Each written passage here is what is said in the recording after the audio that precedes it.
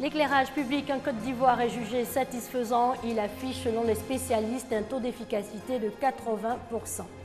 On s'intéressera à la dédicace de cette nouvelle parution littéraire. Il s'agit de John Zigueyi, un roman de Alain Taï. Karim Wade, le fils de l'ancien président sénégalais, reste en prison. La Cour suprême a confirmé aujourd'hui sa condamnation à 6 ans de prison pour enrichissement illicite. Bonsoir à tous et merci de vous informer sur RTI 2. L'éclairage public en Côte d'Ivoire affiche un taux d'efficacité de 80% et pour plus d'efficacité, la CIE annonce un programme de télégestion. C'est ce que l'on retiendra notamment du Club de la mobilité au centre des échanges, l'impact de l'éclairage public sur la mobilité en Côte d'Ivoire. Le reportage de Guillaume Zéré et Herman Niamien. 2 heures, c'est le temps des échanges qui auront permis à l'auditoire de se faire une nette idée de l'éclairage public en Côte d'Ivoire. Son coût, son efficacité, comment il est installé, le choix des ampoules, les moyens qui y sont investis et son impact sur la mobilité. Autant de sujets aussi importants qui justifient le choix du thème de ce 3e numéro du Club Mobilité de Actu. Pour mieux bouger, il faut qu'on puisse voir ce qui se trouve devant nous. Et donc, c'est pour ça que nous avons demandé à explorer ensemble ce thème-là. En termes d'embellissement déjà, c'est agréable, c'est ce qu'on essaie de faire. On parle de Yamoussoukro, c'est pareil. Donc l'embellissement de la ville, la sécurité, le confort. Ce sont 414 000 foyers lumineux qui éclairent la Côte d'Ivoire de nuit. Pour assurer la sécurité de ces foyers, objets de vandalisme, 350 millions de nos francs sont mobilisés chaque année selon le représentant de la CIE, la compagnie ivoirienne d'électricité. Et malgré les 400 supports endommagés par an, l'ANARE, l'Agence nationale de régulation du secteur de l'électricité et le ministère de l'énergie et du pétrole se félicitent du taux d'efficacité de l'éclairage public en Côte d'Ivoire. On est au-delà de 80% du taux de le rendement. Donc on dit que l'éclairage public se porte très bien. Pour ce qui est du choix des ampoules à vapeur de sodium de couleur jaune plutôt que les blanches, il est bon de savoir selon les conférenciers que les premières citées sont plus durables et éclairent mieux. Et si les quartiers précaires ne sont pas éclairés, c'est seulement qu'ils sont précaires et donc non viabilisés. L'éclairage public est l'ensemble des moyens d'éclairage mis en œuvre à l'intérieur et à l'extérieur des villes. On reste dans le domaine de l'électrification. 3 villages du département de Sakassou bénéficient désormais d'une connexion au réseau électrique et cela grâce au programme présidentiel d'urgence. Avant, on étudiait avec les lampes tempêtes. Il faut se déplacer pour aller charger le portable dans le village voisin pour pouvoir avoir aussi accès à l'information. Fini les difficultés d'accès à l'électricité pour la population de Nianda. Ce village du département de Sakassou est désormais connecté au réseau électrique national. Et c'est le résultat d'une décennie de démarches auprès des autorités. Nous avons un cadre, le feu 9. Il a mis un groupe électrogène à notre disposition. Mais le groupe électrogène a cramé. Donc on est tombé encore dans le noir. Et depuis plus de 10 ans, on a fait des démarches, mais rien n'est fait. Dans la même dynamique, les villages de Bleklo et Wamila Kwasi Klokro, 2 autres villages voisins à Nianda, ont été également raccordés au réseau électrique national grâce au programme présidentiel d'urgence PPI. C'est la conseillère spéciale du président de la République chargée du genre, Jeanne Pémon, qui a procédé à la mise sous tension des 3 villages. Il faut qu'on s'entende. Et c'est ça que je voulais saluer les 3 villages qui se sont entendus. Que dans l'union, c'est l'électricité. C'est l'union qui fait la force. Hein. Si chacun veut agir seul, il n'aura rien. L'État prévoit l'électrification de tous les villages de plus de 800 habitants avant 2016. Soit 2012 villages électrifiés avant 2016. Enfin reliés au réseau électrique national, les populations de ces villages peuvent désormais profiter des bienfaits de l'électricité et s'inscrire résolument sur la voie du développement. Le porte-parole des populations a donc traduit sa gratitude au président de la République pour ce acte qui leur permet de sortir de l'obscurité. On évoque à présent cette nouvelle parution littéraire. John Zigueyi est un roman de Alain Taï. L'auteur est par ailleurs directeur du Centre national des arts et de la culture. Son roman de 245 pages retrace la vie d'un personnage qui passe la plupart de son temps à Djamé, une commune qui, selon l'auteur, baigne très souvent dans le désordre et l'anarchie. John Zigueyi, un jeune d'Adjamé sans repère, a connu des coups durs dans sa vie. Comment sortir de cette galère? John Zigueyi, personnage principal de l'œuvre romanesque du dramaturge Alain Taï, a finalement réussi à devenir un citoyen honnête et construire sa vie. John Zigueyi est un jeune d'Adjamé qui a un parcours atypique. Je décris sa trajectoire de vie. C'est un message principalement à l'attention de la jeunesse ivoirienne. Une jeunesse dont on sait qu'elle est en crise profonde. Il y a des alternatives qui se proposent à elle. Il y a l'ascenseur social. C'est rapide, c'est souvent la voie de la compromission. Et puis il y a l'escalier qui demande du travail, de l'endurance, du courage. Et donc la question que je pose, quel sera le choix de la jeunesse ivoirienne? Le personnage ressemble à de nombreux jeunes ivoiriens, d'où l'intérêt de l'histoire. Cette publication est d'autant plus intéressante qu'elle aborde une période de notre histoire, celle des loupards, celle de la vie difficile dans certains quartiers. C'est un ouvrage qui appelle à une ascension individuelle et collective.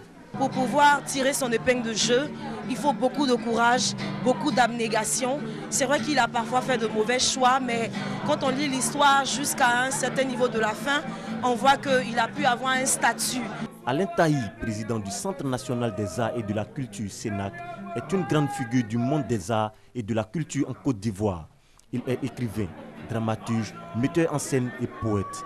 John Zigueyi est son deuxième roman. Le Sénégal est en deuil. Le percussionniste Doudou Ndiaye Rose s'est éteint hier à Dakar. Le célèbre tambour-major avait 85 ans. Il était classé trésor humain vivant par l'UNESCO. Toujours au Sénégal, cette fois dans l'actualité judiciaire, Karim Wade, le fils de l'ancien président sénégalais, restera en prison. La Cour suprême a confirmé aujourd'hui sa condamnation à 6 ans de prison pour enrichissement illicite. L'ensemble des pourvois en cassation présentés par la défense a été rejeté. La Cour suprême vient de clore ainsi définitivement le volet judiciaire de l'affaire Karim Wade. La défense parle d'une justice soumise à des impératifs politiques. En Afrique du Sud, le gouvernement bloque la libération de l'athlète paralympique Oscar Pistorius. Condamné en octobre 2014 pour l'homicide involontaire de sa petite amie, le sportif devait être libéré demain, mais la décision a été annulée par le ministre de la Justice. Retour sur cette affaire avec Hamza Diaby du service politique.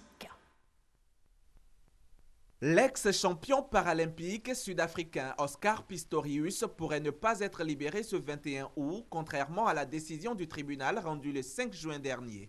Cela fait suite à une autre décision, cette fois du ministère de la Justice, de faire réexaminer sa libération conditionnelle par les services compétents. Pour le mouvement sud-africain des femmes progressistes, l'intervention du ministère est une victoire. Nous sommes confiantes, nous respectons la loi. Et nous pensons que cette fois, en tout cas nous le souhaitons de toutes nos forces, qu'ils prennent entre 10 et 15 ans de prison. Pas de libération conditionnelle. Pour une autre frange de la population, cette décision est plutôt considérée comme une ingérence qui n'avait pas lieu d'être. Le cas Pistorius se déroule malheureusement comme pour des milliers d'autres. Le problème ici n'est pas Pistorius lui-même. C'est plutôt le fait que la procédure a été unilatéralement changée par un ministère du gouvernement qui n'avait aucun droit de s'ingérer dans les décisions. Condamné à 5 ans de prison ferme pour avoir tué son ex-petite amie Riva Steenkamp, Oscar Pistorius n'a pour l'instant purgé que les 10 premiers mois de sa peine, soit le minimum légal. Le parquet a fait appel de sa condamnation pour homicide involontaire, estimant qu'il aurait dû être condamné pour meurtre. Pistorius risquerait alors une peine plus lourde d'au moins 15 ans de prison. La Guinée-Bissau a un nouveau Premier ministre. Il s'agit de Bassirou Dia, une nomination rejetée par les partisans de Domingo Simoes Pereira, l'ancien Premier ministre destitué la semaine dernière. Depuis janvier 2015, ce sont 340 000 migrants qui sont arrivés clandestinement sur le territoire de l'Union européenne. L'île de Kos en Grèce est une des destinations les plus privilégiées. C'est une première étape avant Athènes. Et pour y aller, de nombreux réfugiés tentent la traversée sur des embarcations de fortune. Il est 1h du matin à Bodrum, station balnéaire du sud de la Turquie. Ces 50 Syriens attendent de pouvoir embarquer sur un canot de fortune pour rejoindre l'île grecque de Kos à seulement 5 km. Depuis le début de l'année, de nombreux réfugiés fuyant la guerre en Syrie ou le chaos afghan tentent la traversée de nuit. Bodrum, le Saint-Tropez turc, vit depuis 1 an au rythme des embarcations de misère. Après plus de 2 heures de navigation dans le noir le plus total, ces 4 Syriens sont arrivés sains et saufs.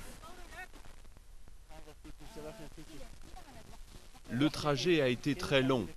Dieu a été bon avec nous. Nous sommes arrivés en Grèce sains et saufs.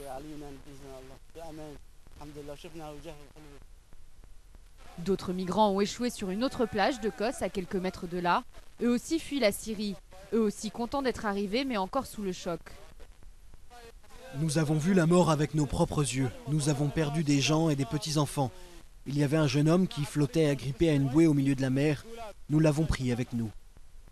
Une fois arrivés à Kos, le chemin de croix de ces migrants est loin d'être terminé. Si certaines îles grecques ont ouvert des centres d'accueil, ici, aucun hébergement n'est prévu pour eux. Certains campent en bord de mer, d'autres trouvent refuge dans un hôtel abandonné. Aucun moyen de se laver, d'aller aux toilettes et de rares et maigres distributions de nourriture. Leurs conditions de vie sont plus que précaires. On pensait que l'Europe c'était mieux. C'est la raison pour laquelle on a quitté notre pays pour venir ici. Mais personne ne s'occupe de nous. Nous n'avons pas d'argent, rien à manger. C'est ça le problème. Près de 21 000 migrants ont débarqué sur les côtes grecques la semaine dernière, autant d'arrivées en une semaine dans le pays que sur 6 mois en 2014. Pour eux, Kos n'est qu'une étape vers l'Europe. Ils doivent d'abord s'enregistrer auprès des autorités grecques pour obtenir la permission de sortir de l'île. Le gouvernement a dépêché un ferry sur l'île pour accélérer ces procédures et apaiser les tensions avec la population locale. À bord, tous les migrants peuvent commencer leur démarche et les Syriens peuvent aussi y dormir car ils sont les seuls considérés comme réfugiés. Pour les migrants les plus chanceux, en 2 jours, ils peuvent être à bord d'un bateau direction Athènes. Les autres devront attendre parfois jusqu'à 1 mois pour pouvoir sortir du territoire. Aux États-Unis, New York pourrait sévir contre les femmes aux seins nus à Times Square. Le maire de New York veut interdire leur présence sur ce site touristique. Ces femmes qui se promènent les seins nus entièrement peints à Times Square sont souvent prises en photo avec les touristes. Des images dans nos prochaines éditions. Et puis ces nouvelles sportives pour terminer. Football éliminatoire de la CAN 2017. Le match entre la Côte d'Ivoire et la Sierra Leone se jouera finalement au Nigeria. Et puis Afrobasket 2015 en Tunisie. Début difficile pour la sélection ivoirienne. Elle a été battue aujourd'hui par l'équipe du Cap-Vert. Le score 76-56. C'est ici que l'on s'arrête. Excellente soirée sur les antennes de la RTI, la marque du service public.